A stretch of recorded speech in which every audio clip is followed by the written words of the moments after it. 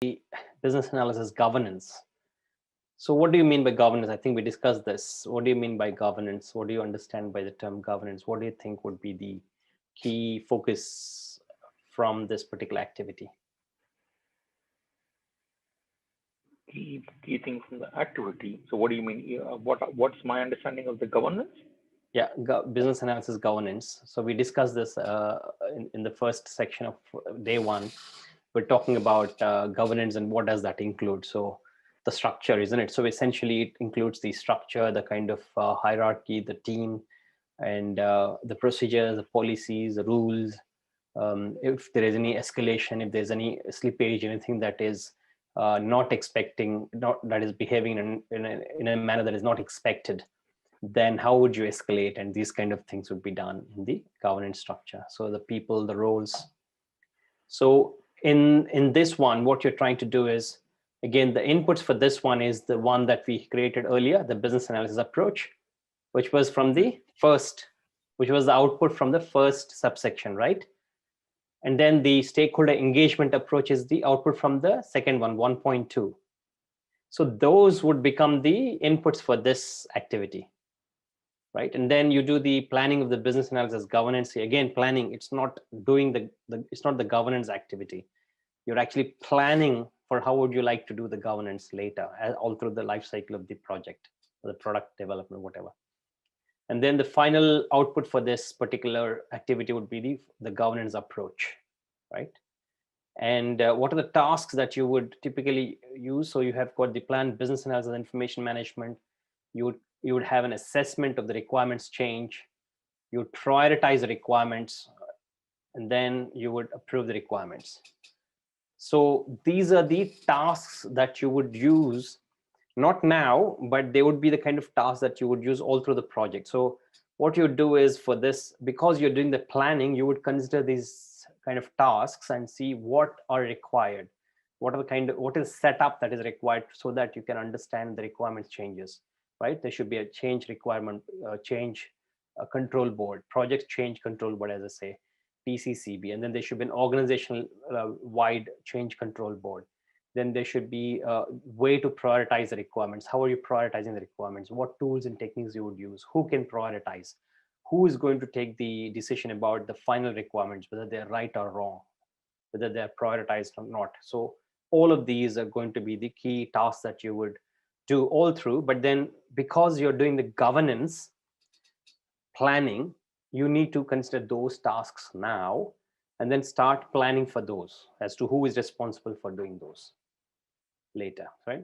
So the in terms of the guidelines, so you have got business analysis, performance assessment, right? So who is performing how in terms of their role, their job, their tasks that they're doing, how good they're performing, what kind of policies for the business or around business analysis and business analysis policies, the procedures, the current state description, again, the as-is description of the current state, and then the legal or regulatory information, the business rules.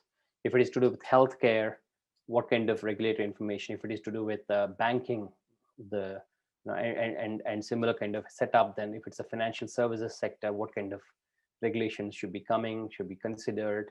If it's something to do with retail, what kind of things? What is the health and safety considerations? All of those need to be considered if you want to draw the governance plan. So this is what you would do in the planning of the business analysis governance activity. You define how the decisions are made about requirements and design. Again, you're defining here, you're not actually taking decisions about requirements now. You're planning, you're still planning. So just need to really have a clear understanding of that.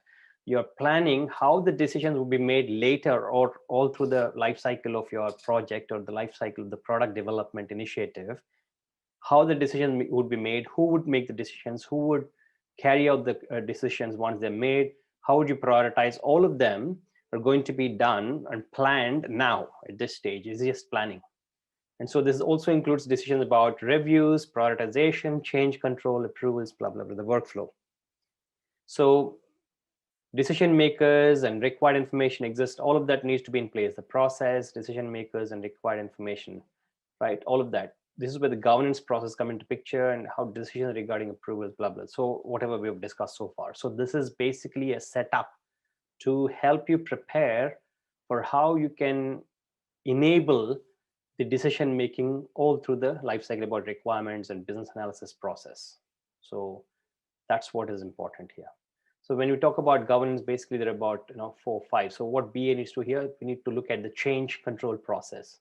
If there are some changes that are coming in from the customer, from the users, from the senior management, from the stakeholders, from the quality control team, how are we going to deal with the changes? Who is going to look at those impact of the changes? Who is going to say yes or no, the go or no go decision, right?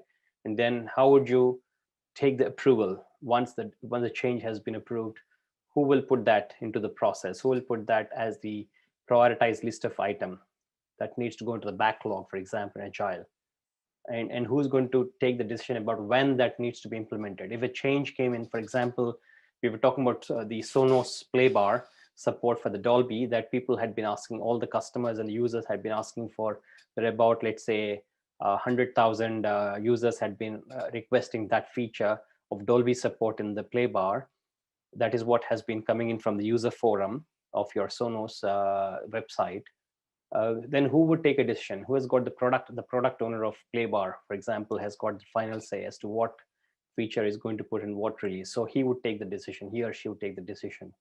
And then based on that, once the decision is done, when is that going to be prioritized? The Dolby support feature within the Playbar. When? Is it for the fall 2021? Is it for fall 2022? Is for the spring 2022? When is that? And what release? Is it minor release, major release? And what is going to be the approach to implement that? If it is prioritized for fall 2021, are we in a good position? Do we have the team to execute that? Do we have the technology to support it? Do we have the application, the software, the hardware, whatever the suppliers of the components? Would they be in a ready position to give us the specific component that would help us in implementing this Dolby support feature, right? All of these things come into picture. This is what you're talking about, governance. You're not actually deciding now whether you're supporting the Dolby thing or not, whether you've got a specific feature or not. What is important is whether we have got the structure and the board, the structure, the team, the process, the policies, the rules, and the way you get the things done, the procedures. Are we all clear with that? That's what is important in the planning of the business analysis governance. So what kind of techniques would you use here? So brainstorming, again, very important. We have discussed this. It's basically you're trying to understand, throw a few ideas, get some ideas. Don't just say this is bad idea, good idea. Trying to get all the ideas now and then look at the efficacy of each idea. But again, do the document analysis. We look at the vision, the roadmap. We look at the overall organization strategy, the vision, and then we look at some of the interviews with the senior management, senior stakeholders, the governance team, perhaps even looking at the auditing team, for example, who are at the very high level. We'll look at the board. We'll talk to the board persons to understand what is the potential impact of this particular sort of structure in the first place. We'll have, again, item tracking in the sense a requirement, a task, a technical task, a feature, a change request, a defect. How does that get notified into the product backlog or into the requirements? And how does that go through this whole cycle from the backlog all the way through to the implementation and then delivery? What are the lessons learned in terms of how we have done before? What kind of lessons we can learn from our past experiences? And then organizational modeling, very, very important. Just like scope modeling, we've got organizational modeling. So here we've talked about the governance, the board structure, the governance, the kind of, the roles described, who is the chairman, who is the president, who is the secretary. If it's to do with the change control board, again, who is the decision maker, who is the chairperson for this particular change control board at the organization level, and then at the project level or the product level, who can take a call. And once they take a call, can that be overridden? In case of what? Who can take the final say? Who is accountable? So all those things would come into picture. Again, the organization structure would be great. And then process modeling, again, we discussed yesterday in the context of the BPMN, the business process modeling notation, trying to create the activity models, the process models, identifying the workflows, where do we need the intervention, how does that really get affected, what is the recruitment process, what's the training process, what's the process involved in development, which process are we trying to address with respect to the governance. Do we have to have all the processes in the organization, or do we have to look at only our team's processes? Should we have some of the other things like support processes like IT infrastructure support, networking, HR, training, recruitment? They're not really what we do as part of development, but they're support processes. So in which case, how can we handle them? Do we have to have a separate team to address those? So all of those things are discussed, and decisions taken about that. And again, reviews, look at the reviews, the peer reviews, the board reviews, decisions taken about coming out from the reviews, the outcomes, and how we are going to address those. Again, change control board should be put into form of a change control board sequence flow. Surveys, questionnaires, again, not very effective. They just put it here, but then they're not really effective at this stage. Perhaps you would use it for identifying what could be the areas that we need to address. But again, I'm not a big fan of surveys. And workshops are very effective. Just like interviews, we've got a single objective of taking some decisions, putting the middle management or the project managers of other teams, trying to get them all on board, and then trying to take some kind of consensus, arrive at a consensus or a decision about a particular outcome. Again, very, very important in that aspect as well. So that brings us to these ones, the stakeholders again. Who are the stakeholders involved in this? So when we talk about again, the governance, we're talking about the key stakeholders involved. So the sponsor is very, very important here. Obviously, the business sponsor, the project sponsor, who hold the money, who have got that the budgets for this particular project. They're very important. Domain subject matter experts in terms of whichever domain, whether it's retail, whether it's banking. So people who have been there, done that, who have got the experience, who've got that the expertise with respect to that particular area. They are of great value for us to identify and draw these structures, identify the procedures, come up with the governance aspects of it, create the rules, the way it should be behaving, write the templates, the procedures, and the stuff like that. So we typically take a lot of umbrage from these SMEs. And project managers and program managers, portfolio managers, typically these are the people at this stage. They're the people who can really become handy in terms of creating the project plans, the Gantt charts, and the drawing out the responsibilities of who does what kind of a thing. So having a high level project plan at this stage is very important.